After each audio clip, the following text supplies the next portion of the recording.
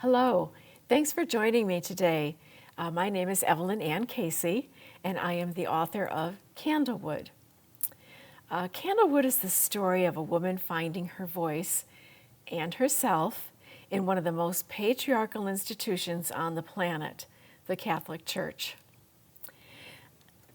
I didn't set out to do a rant on the Catholic Church. I want you to know that at the outset.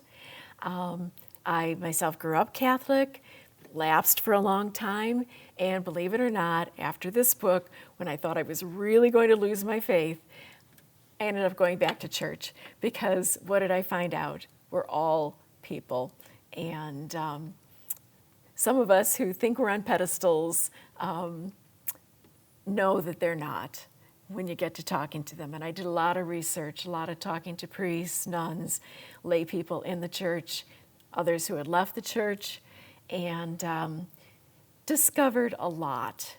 So let me share some of that background with you. As you read this book, you'll quickly see that it's written in the first person, I.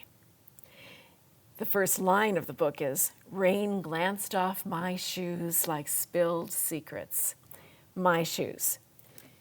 You know that it's going to be in Meg's voice. Meg is the heroine of this story. A flawed heroine, but nevertheless a heroine. I didn't start out writing this in the I word. It was just going to be a series of vignettes about incidents and people and things that happened around the parish where I grew up. But as I worked with my editor, finally it was like, what's the thread connecting all these stories? And it was the person, Meg. And so then I started writing it as, she did this, she did that, she saw this, she overheard that. And I was like, we talked again and said, what if we used, I saw this, I felt this, I was sorry about this. What would happen then? And when I rewrote it with the stories in the I voice, it was so much stronger, so much more visceral, so much more real. And I knew then that I had to let Meg have her voice. So it was, if a woman doesn't tell her story, it lives in silence. I had started off with the idea of writing this book so that women who oftentimes feel like second-class citizens, not only in the church, but in almost any job, in America and maybe the world, if we sit in silence, who can we blame for not knowing how we feel or what we need? So it was, let Meg tell her story in a woman's voice. And then if people don't listen, then you can get angry. Then you can try finding different ways. But if you never speak up, the story isn't told. At first I had qualms, especially when I saw the book in print. Oh no, writing it in the I voice, people are going to think it's a memoir and all about me. But I didn't marry a priest, I was never a nun. So, I had to get over that. And my early readers really helped me get over that part. It's about Meg. But it does take place in the 70s at a time when I was a young woman. So I was able to pull in a lot of my experiences and kind of capture those in Meg's voice. How would she feel about this? And I realized that Meg is living between competing narratives of what a woman should be, what she's been told all her life and by everything around her, what she should be, and what a woman can be.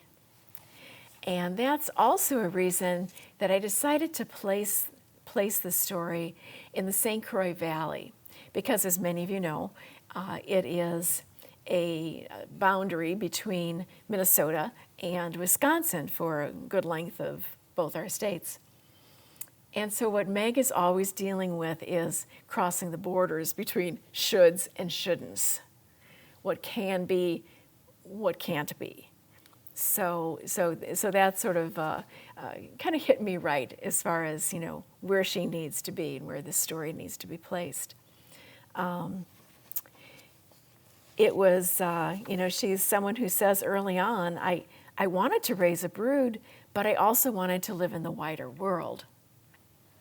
Okay, a lot of voices around her would say, raise a brood? Of course, it's wonderful. That's what women are all about. But live in the wider world? What exactly do you mean by that?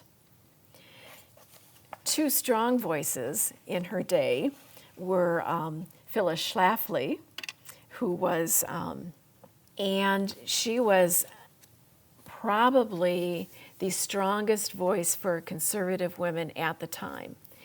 Many people give her credit for almost single-handedly defeating the Equal Rights Amendment, because when the Equal Rights Amendment came into consciousness, people like Gloria Steinem on your right. I'm getting right and left, or you can figure it out who's who. So she was very much pro ERA. Do you know what the huge controversy was about? Do you know what the ERA actually says? It's all of one line. Equality of rights under the law shall not be denied or abridged by the United States or by any state on account of sex. So it was about sexual discrimination. That's all it said. Now, it sounds good, right? But, when you're living in a patriarchal society, that is a social system where men hold primary power and dominate the roles of political leadership, moral authority, and the control of property. Going to something that says, instead, what about a range of social political movements that aim to define and establish the political, economic, personal, and social equality of the sexes? So here you see the ERA and feminism was advocating equal footing, a level playing field between men and women. But why was it so controversial?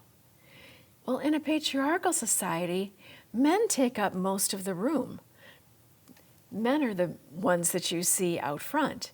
Men are in the picture. They are it. So, if we're talking balance and equality, somebody's got to give a little bit here. Who would that be? Men. They're kind of used to being the ones out in the world, the ones who may say we appreciate our wives and mothers and daughters for sure,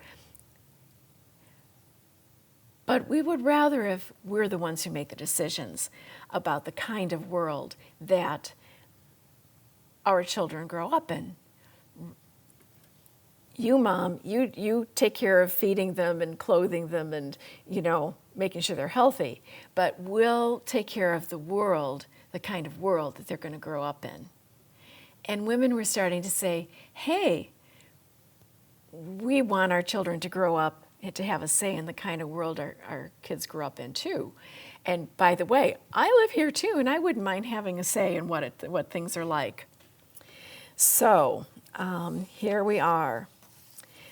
By the way, the ERA, the Equal Rights Amendment, did pass out of Congress in 1972. And they gave it 10 years for these states to ratify it. 38 out of the 50 states had to ratify it. 10 years later, they were still 3 states short. And the amendment has never been ratified. And again, they give credit to Phyllis Schlafly as credit or blame, depending on your point of view. There was such a backlash to the traditional family structures, is how people saw this. That was the problem. And Phyllis Schlafly in particular started talking about that men and women had complementary roles. Men went to the military, they wore military uniforms, women wore aprons and maybe nurses' caps. But by the way, one of my jobs along the way was working at the School of Nursing at UW-Madison, and back in the 70s, they actually dropped the capping ceremony. But even today, when I was working there just a few years ago, you would still hear echoes, why isn't there a capping ceremony? Oh, don't you know? And of course, there's a lot more men who've gone into nursing since then. Again, that idea of why don't we do things based on people's skills and aptitudes and make room for everybody to do whatever suits them best. It probably was not a coincidence that just 2 years after Phyllis Schlafly started talking about this complementarity of the sexes and the reasons why men should do certain things and women should do certain things, but they shouldn't do the same things, John Paul II, the Pope at the time, gave a series of 129 lectures between 1979 and 1984, all on the theme of the complementarity of the sexes. That body of work became known as the theology of the body, and you may have heard of it in church circles. It still is widely quoted. It's oftentimes used, in education as you're becoming a Catholic or in the Catholic schools. And it very much goes back to that idea of the complementarity of the sexes. Right now, I'll just make an aside that we are really in a time, surprising to me, but in a time that the patriarchy, let's just say women must have made enough gains that men are feeling itchy. Because what are we hearing from our political sphere, and to some extent from our Catholic sphere, church spheres in particular, evangelicals, let's say, that strain of religion? They're pushing back hard and saying we're getting too far away from the traditional family values. Meaning, women should stay at home, men should go to work, never the twain shall meet. Men should be in the military roles. It's okay if women are, nurses in the military, even though those don't pay as much as the roles that are reserved for men in the military or anywhere else. A young man told me recently that, there was a woman on his team that works on diesel engines. And she had lots of credentials to do this, but was always given the worst hours, the worst jobs, the most menial work. There you have it. What's going on? Why are we still doing this? Meg's eyes were opened at a staff meeting back in the 70s when a particular Father Cronin had made a point of letting her, who had recently joined the staff, and Ruth, who had been a social worker, master's in social work, who had been hired to start an elder care program. He made it known that the women were making a fraction of what their janitor was making. When Father Cronin shared that tidbit, it set me to wondering how the priests valued their own labors. Our women's work, caring for people, resembled their work much more closely than the manly work of keeping buildings and grounds clean and groomed. If they shortchanged our work, what did that mean about theirs? Or did anything done by a priest's holy hands automatically increase its value? When I went back to my office, my coffee mug sat on the desk with a lipstick smudge on the rim, the signature of a woman.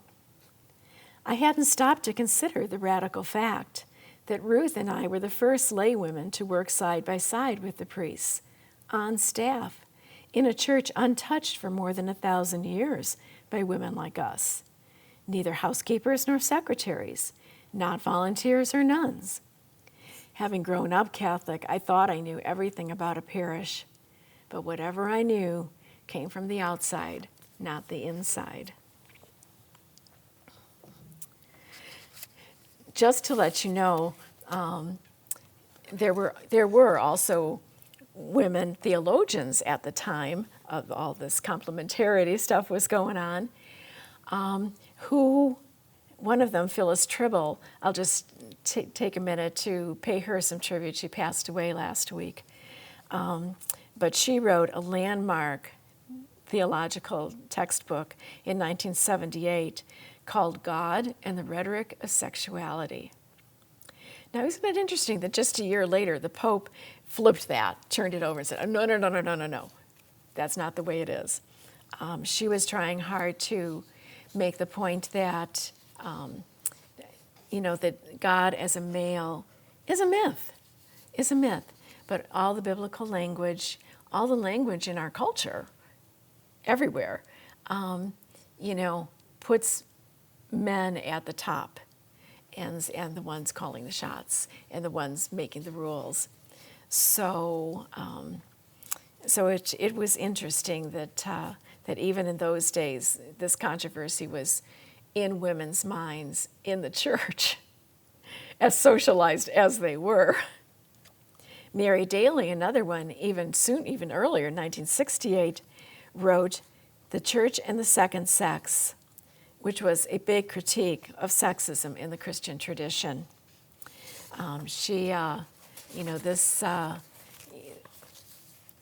We see with Pope Francis how much he tried to include women and how much the bishops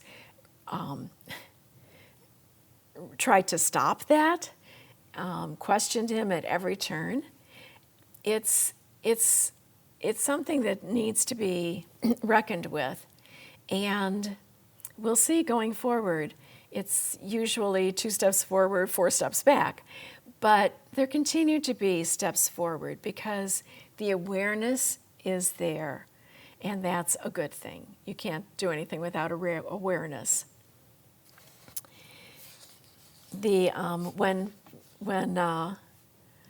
Let's get back to our friend Gloria Steinem. When the Senate was first debating whether to what to do with this ERA amendment that had been proposed, she testified in 1970 before a Senate committee. She was obviously a feminist journalist, founder of Ms. Magazine, marched in the huge March on Washington for the Equal Rights Amendment in 1978. And she said, no one's trying to say there's no difference between men and women, just that shouldn't the requirements of the job itself dictate who you put in it, not whether they're a man or a woman. And she gave some examples from her own life. She was a professional woman. She had achieved a lot, but she was always held back from the kind of stories that she might want to cover, particularly political stories, until she started her own magazine to do it. She said, I've been refused service in public restaurants. By the way, I know what that feels like. If not refused, put in a dark corner. She says, I've been turned away from apartment rentals. And I know what that feels like because my mother, who had gone through a divorce, had a hard time finding a place for, for her little family to live because, as she states, as Gloria Steinem found, it was a clearly stated, often the only reason given. You are a woman. I can't rent to you. And all without the legal remedies available to blacks and other minorities. Remember, this is the 70s, and in 1965, there was the big civil rights legislation that actually did bar discrimination on for racial reasons, but sexual discrimination was still allowed. Not that, that racial discrimination isn't still practiced, but on the books. Gloria Steinem ended her committee hearing testimony with this remark: I hope this committee will hear the personal, daily injustices suffered by many women.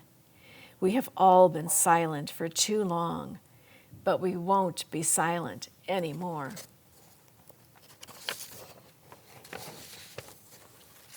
So I do find it fascinating that 50 years later, there are a lot of books coming out right now that are still talking about these issues. Mine, obviously, but also a lot of you may have either read or seen the TV series Lessons in Chemistry. Right. I love the cover of that book.